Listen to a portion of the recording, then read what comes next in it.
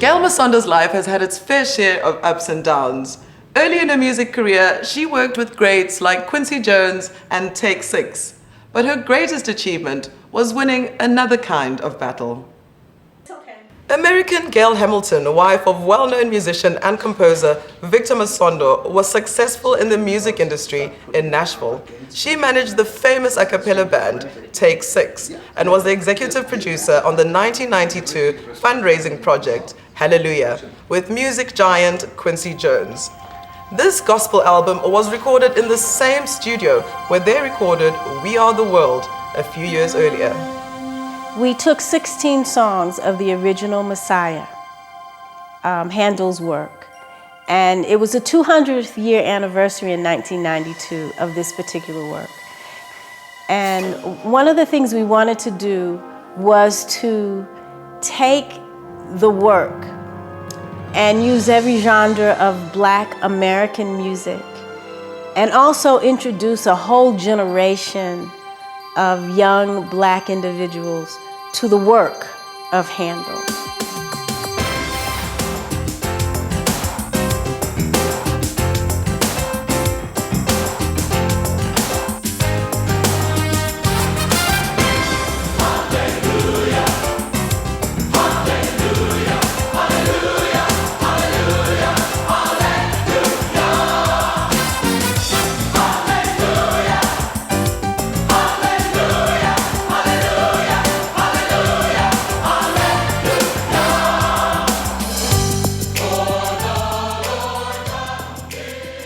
As a little girl, Gail was sent from the Bronx, New York, where she grew up, to live in North Carolina with her grandparents. She had a happy childhood, but as a teenager, she had no interest in the music industry. First of all, I wanted to be a nurse. That's really what I wanted to do, be a nursing sister. But when I got to high school, one summer I worked at a hospital actually in Boston, Massachusetts at 17. And worked on all of the floors, surgical, gynecology, geriatrics, but it was on the geriatric floor that I lost a patient that I had become attached to. And that kind of said to me, oh no, I don't want to be a nurse. You got to deal with death. I don't want to deal with death. So the next thought was, okay, well then I'll go into social work. So I went into behavioral science with a background in psychology and English, and then decided I wanted to get involved with those who are disadvantaged individuals in our country.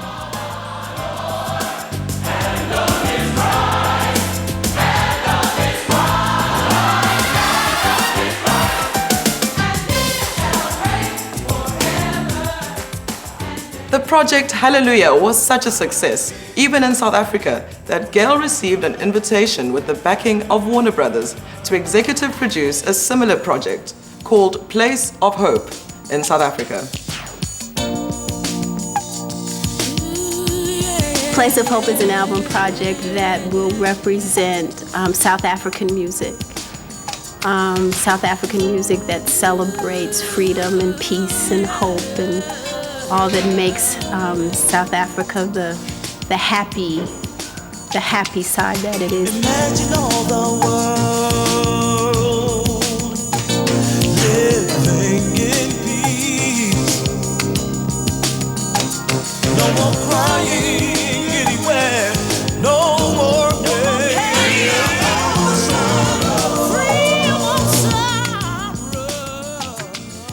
On her first visit to South Africa, Gail was diagnosed with Sarcoidosis and had to have an emergency operation in Sandton Clinic. She managed to complete Place of Hope 2 years later, during which she fell in love and married her co-producer Victor Masondo. But the disease reoccurred and things took a turn for the worse. December '96, I came because we were going to have our wedding vows said for Victor's mom. And I was to return in February. That's what I told my children. I'll see you in February. I couldn't go back because I had gotten so ill. It's when sarcoidosis kind of raised its ugly head for real. The toughest thing is to actually, was that she became very, very sick, and actually I went to research what was going on with her, and I found out oh yeah, it is something very deadly. And so now to find all these medical terms, sarcoidosis, this is what it's called. Sarcoidosis is a granulomatous inflammatory condition that involves the whole body. It's not that common, but we see it, often. Maybe in my practice I see 1 or 2 cases a year. The inflammation involves the whole body, the eyes, the heart, the lungs, kind of involve the brain, the lymph glands, in the abdomen, in the groins, in the armpits. It involves the whole body, and this results in destruction of these various organs. And if not treated properly, can result in various complications like blindness, heart condition, heart blocks, can result in lung disease and destruction of the lungs. This time I was told, you've got 6 months to live. And so it was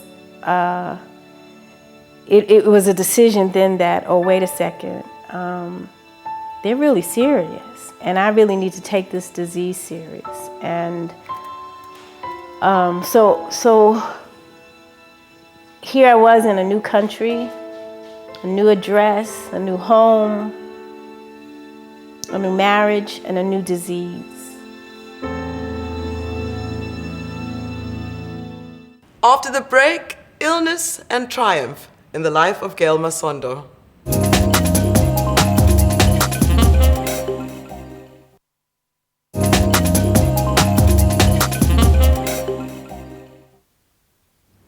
The little-known disease, sarcoidosis, almost beat Gail, but prayer and a change of heart would eventually win the day.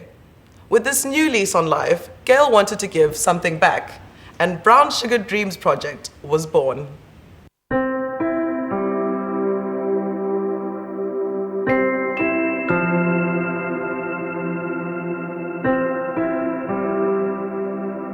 And I think I got to a place of just kind of shutting down emotionally and started preparing myself to die.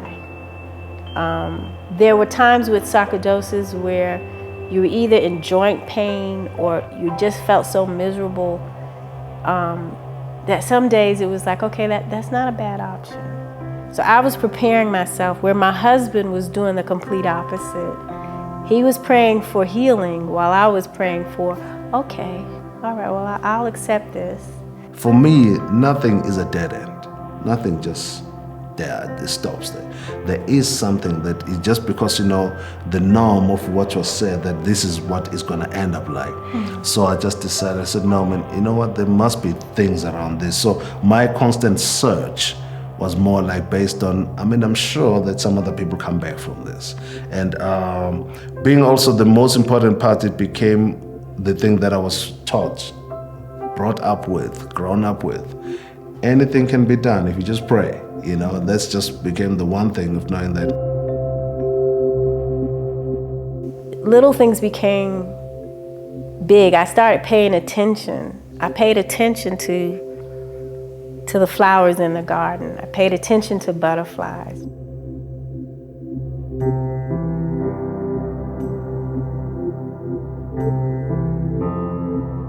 People say, well, what was it that was the turning point? What did you do that helped you to get healthier? What happened that you didn't die? And I say it was a combination of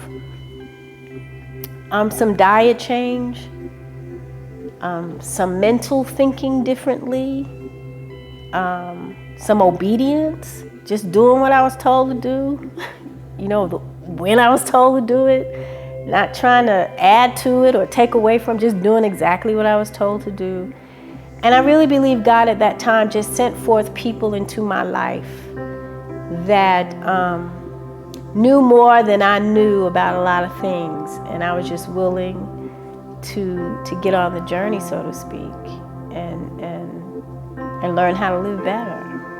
She used to be pale in the face, then the color came back and everything was coming back, and now she was starting to fill up because she was very, very, I'm an African, please, somebody mustn't stay small and skinny, I used to get all the people saying, please feed her, so we had to have someone who's balanced, And so when I saw her just getting back to that and standing up on her feet and looking in the eyes and be able to shake her head, I said, oh, well, she's back, you know? She's back, as in now I got to meet who she really was. And through that, I saw a process that kind of like made me go, oh, everything is possible, you know? Let's stand together. Let's walk hand in hand. Walk hand in hand. Let our voice be heard loud and clear for the children of our land. Being around Victor for me has created a certain stability in my life that I didn't have before. Victor comes into my life very confident, very assured, and not arrogant at all, humble in this confidence. And it kind of challenges me. And he looks at life with the glass half full. I often looked at life with the glass half empty. And so it allows me room and space because he's so self-possessed and self-confident. It allows me room and space emotionally to grow. And I continue to grow. Hi, Dr. Conte. Hello, Gail. How are you? Gail became a chaplain 5 years ago, and in true American tradition, she now visits and comforts patients in, ironically, the same hospital where she laid on her deathbed 14 years ago. She consults regularly with her doctor on the needs of the patient. Gail is also the founder member of a project called Brown Sugar Dreams. Brown Sugar Dreams is a project developed to foster positive self-image and self-awareness using the tool of play. And what we hope to achieve from this project for our little girls 5 years of age to 9 years of age is every time they pick up a little brown baby doll, they get a sense of who they are. And that brown is beautiful. You know, sometimes there's what was interesting even today is to find out that our little girls were using European names to name their babies because that's what they see on TV and that's what they know. And our desire is for these little girls here at Sparrow and other organizations that we've had a chance to visit, that little girls will be proud. Little brown girls will be proud to be little brown girls. And the dolls is just one tool we feel in the right direction. Our future. My mother used to say, make yourself a committee of one. That's always, if there's a philosophy, that would be mine. Stop waiting for a bunch of folk. You do what you can do. You can get overwhelmed by all of the needs. It can overwhelm you so much you end up not doing anything. But I really want to thank my mom for that philosophy. Make yourself a committee of one. Do your part. Just do your part. And that makes a difference in one other person.